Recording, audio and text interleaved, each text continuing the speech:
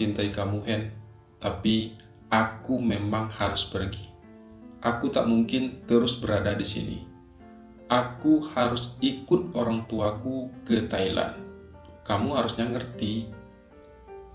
Rizky berucap sambil terus memainkan kedua jemarinya.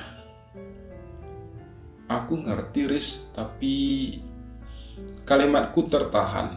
Berat rasanya harus terpisah dari Rizky. Aku mungkin terlalu mencintainya. Kita masih bisa terus berhubungan kok, ujar Rizky lagi.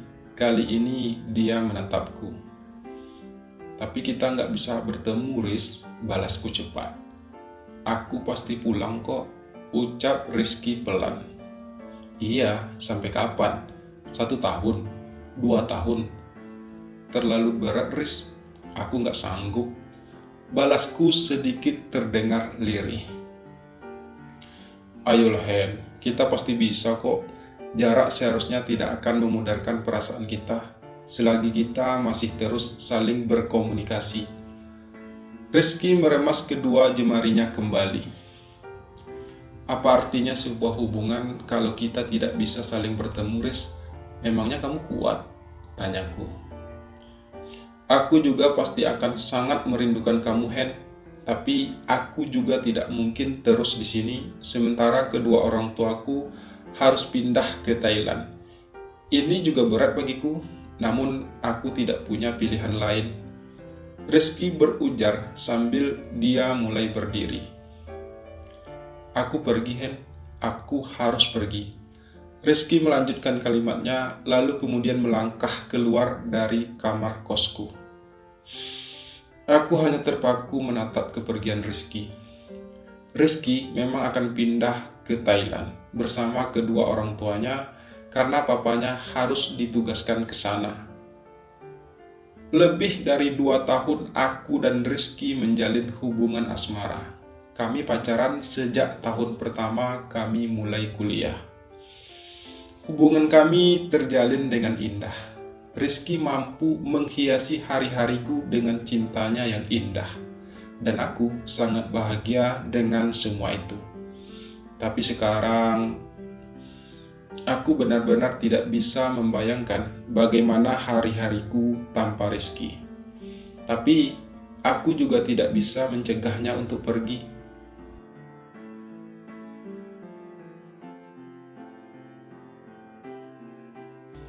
Beberapa hari kemudian, Rizky dan keluarganya akhirnya terbang ke Thailand. Dan aku tidak sanggup mengucapkan kata perpisahan buat Rizky. Seharian aku hanya mengurung diri di kamar. Hari-hari selanjutnya, Rizky masih terus menghubungiku. Aku berusaha terdengar tegar. Aku tak ingin Rizky tahu bahwa betapa terlukanya aku dengan semua itu. Awal-awal, hubungan kami masih terus berlanjut, meski hanya lewat media sosial dan telepon. Namun, lama-kelamaan kami jadi semakin jarang berkomunikasi. Rasanya bosan juga menjalin hubungan seperti itu. Apa artinya sebuah hubungan bila kita tidak bisa saling bertemu? Hingga hampir setahun, Rizky berada di Thailand. Kami sudah tidak lagi saling memberi kabar. Hubungan kami terputus begitu saja. Sepertinya jarak dan waktu benar-benar mampu mengubah segalanya. Kini hari-hariku lebih sering disibukkan dengan usaha baruku, selain kuliah tentunya. Aku membuka usaha sebuah kopi shop bersama seorang teman yang baru aku kenal beberapa bulan yang lalu. Namanya Kevin. Dia seniorku di kampus. Kami berkenalan tak sengaja di media sosial dan ternyata kami punya hobi yang sama. Hingga akhirnya kami bisa bekerja sama untuk membuka sebuah usaha. Kevin orangnya baik, ramah dan juga pintar. Sama seperti diriku, Kevin juga seorang perantau. Setelah beberapa bulan bekerja sama, kami pun memutuskan untuk tinggal di sebuah apartemen murah yang kami sewa secara patungan. Tentu saja itu karena kami sudah punya penghasilan yang lumayan dari usaha kami bersama. Usaha kami memang boleh dibilang cukup maju. Kami bahkan sudah punya beberapa orang karyawan untuk membantu kami. Singkat cerita, aku dan Kevin pun kian menjadi dekat. Kami hampir menghabiskan waktu 24 jam bersama, mulai dari di apartemen, di kampus, dan di tempat kerja.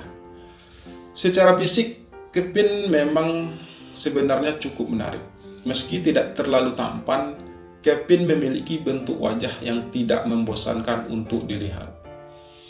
Meski bertubuh sedikit kurus, namun Kevin cukup berotot dan sedikit terlihat kekar. Awal-awal hubungan kami benar-benar hanya hubungan dua orang sahabat dan rekan kerja. Namun akhir-akhir ini entah mengapa aku merasa Kevin mulai memberikan perhatian lebih padaku. Aku sering memergoki Kevin menatapku diam-diam. Aku mencoba mengabaikan hal tersebut, menganggap semua itu adalah hal biasa. Namun kian hari Kevin kian berani. Dia jadi sering merangkulku meski terlihat tanpa sengaja.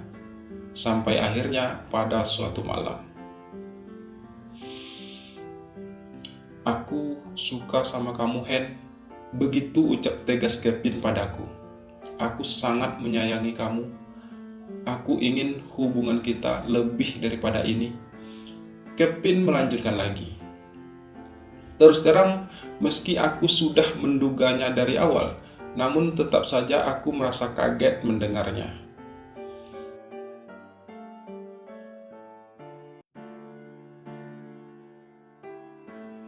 "Aku tahu kalau kamu juga seorang gay, Hen. Meski aku tidak tahu bagaimana perasaan kamu terhadapku." Kevin berucap lagi. "Dari mana kamu tahu kalau aku gay?" tanya aku penasaran. "Dari media sosial kamu, Hen. Suatu malam aku pernah melihat notifikasi sebuah aplikasi di handphone kamu," jelas Kevin. Aku terdiam kembali karena menurutku hal itu memang tidak begitu penting untuk dibahas. "Kamu mau nggak, Hen, kalau kita pacaran?" Suara Kevin terdengar lagi. Aku mengangkat wajah, mencoba menatap mata Kevin. Tapi aku tidak merasakan getaran apapun saat itu. Yang terlintas dalam pikiranku justru bayangan wajah Rizky dengan senyuman khasnya. Rizky memang sudah hampir 2 tahun berada di Thailand, dan sudah hampir setahun kami tidak lagi saling berkomunikasi. Tapi sejujurnya, aku belum benar-benar bisa melupakannya. "Maafin, aku belum bisa," suaraku lirih. Kulihat wajah Kevin tiba-tiba muram, tapi aku memang tidak punya perasaan apa-apa sama Kevin. "Oke, nggak apa-apa, Hen. Tapi kita tetap berteman kan?" balas Kevin. Aku hanya mengangguk. Yah, semoga saja aku tetap bisa menjaga hubungan pertemanan kami. Meski kedepannya tentu semuanya akan berbeda. Apalagi aku sudah tahu kalau Kevin menyukaiku. Tapi Kevin ternyata tidak menyerah begitu saja. Dia bahkan semakin memperlakukanku dengan istimewa. Hingga suatu hari aku sakit. Kevin lah yang berusaha merawatku. Kevin rela menemaniku seharian, bahkan membawaku ke rumah sakit untuk berobat. Kevin benar-benar penuh perhatian padaku. Dia selalu berusaha untuk membuatku selalu tersenyum. Dia berusaha untuk selalu ada untukku. Segala perhatian Kevin terhadapku sebenarnya telah mampu menyentuh hati kecilku. Namun, bayangan Rizky masih terus melintas di benakku, meski Rizky tak pernah lagi menghubungiku. Semakin lama, aku semakin bingung dengan perasaanku sendiri. Di satu sisi, aku masih sering memikirkan Rizky. Aku masih merindukannya. Namun egoku tak ingin memulai untuk menghubunginya. Aku ingin Rizky yang seharusnya menghubungiku duluan. Dan di sisi lain, Kevin sudah terlalu sangat baik padaku. Dia sudah terang-terangan mengungkapkan perasaannya padaku. Namun, aku belum merasakan perasaan istimewa untuk Kevin. Tidak ada getar-getar apapun saat bersamanya. Aku merasa biasa saja.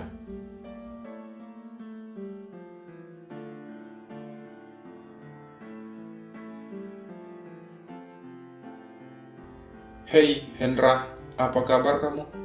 Sebuah pesan masuk ke ponselku. Aku melihat si pengirim, Rizky. Antara senang dan kecewa aku membacanya. Senang karena Rizky akhirnya menghubungiku. Tapi aku juga kecewa karena setelah sekian lama Rizky baru menghubungiku. Aku baik, kamu sendiri gimana kabarnya? Aku membalas juga pesan itu. Aku juga baik. Aku mau telepon kamu boleh? Balas Rizky cepat. Aku terdiam sesaat. Setelah sekian lama tak berbicara dengan Rizky, sejujurnya ada rasa canggung untuk memulainya kembali. Tapi aku juga penasaran kenapa tiba-tiba Rizky menghubungiku. Oke, jawabku singkat. Setelah beberapa saat, ponselku pun berdering dan aku segera mengangkatnya. Aku minta maaf ya Hen, udah lama nggak menghubungi kamu, ujar Rizky memulai pembicaraan. Aku masih terdiam karena aku tidak benar-benar tahu siapa yang salah dalam hal ini. Tapi aku di sini sangat sibuk Hen, memulai kehidupan baru, bertemu dengan orang-orang baru dan teman-teman baru, lanjut Rizky. Aku juga sengaja untuk memberi kita waktu Hen, memberi kita waktu untuk berpikir sebesar apa sebenarnya cinta kita. Mampukah kita tetap bertahan ketika jarak dan waktu memisahkan kita? Mampukah kita tetap setia? Rizky menghentikan kalimatnya. Aku mendengar dia menghempaskan napas berat. Hingga akhirnya aku sadar kalau aku sangat membutuhkan kamu dalam hidupku. Hari-hariku terasa hampa di sini, Hen. Tapi aku juga harus membuktikan apakah kamu tetap setia meski aku tidak pernah mengabarimu. Rizky melanjutkan lagi. Sampai saat itu, aku masih belum berkomentar apa-apa. Untuk itu, aku menghubungi Kevin, sepupuku yang ada di sana. Aku menceritakan semuanya kepada Kevin dan memintanya untuk mendekati kamu, mencoba untuk merebut hatimu. Lanjut Rizky. Maksud kamu Kevin Ananta? Tanyaku penasaran, menyebutkan nama lengkap Kevin yang selama ini tinggal bersamaku. Iya, dia sepupuku. Aku sengaja memintanya untuk mendekatimu hanya untuk menguji sebesar apa sebenarnya kamu mencintaiku, jawab Rizky. Jadi maksud kamu sengaja ingin mempermainkan perasaanku? Tanyaku dengan suara cukup tinggi. Menurutku, apa yang Rizky lakukan sangat keterlaluan. Terserah kamu mikirnya bagaimana, Hen. Tapi yang pasti, aku hanya ingin memastikan bahwa kamu benar-benar mencintaiku, agar aku tidak akan pernah menyesali keputusanku kelak. Terlalu banyak yang harus aku korbankan, Hen. Aku memang mencintai kamu dan ingin hidup bersama kamu di sana. Tapi itu artinya aku rela terpisah dari kedua orang tuaku. Untuk itu, aku harus benar-benar yakin kalau kamu tidak akan pernah meninggalkanku jika nanti aku kembali ke sana untukmu, ucap Rizky panjang lebar. Untuk beberapa saat aku terdiam, mencoba memahami setiap kalimat yang dilontarkan Rizky barusan. Kemudian aku sadar kalau semua itu sangat masuk akal, dan itu artinya juga Rizky siap kembali untukku di sini. Oke, aku ngerti. Lalu apa sekarang? Ucapku akhirnya. Beberapa hari yang lalu, untuk kesekian kalinya Kevin menghubungiku. Sebenarnya Kevin memang selalu menghubungiku untuk mengabarkan semuanya. Dan kemarin Kevin bilang kalau dia sudah capek dan menyerah untuk berusaha merebut hatimu. Kevin mengatakan kalau kamu masih tetap setia dengan perasaanmu padaku. Jelas Rizky. Jadi, tanyaku penasaran. Jadi, aku sudah ngomong sama kedua orang tuaku kalau aku akan kembali ke Indonesia. Meski sedikit berat, mereka akhirnya setuju. Aku kembali ke Indonesia hanya untuk kamu, Hen.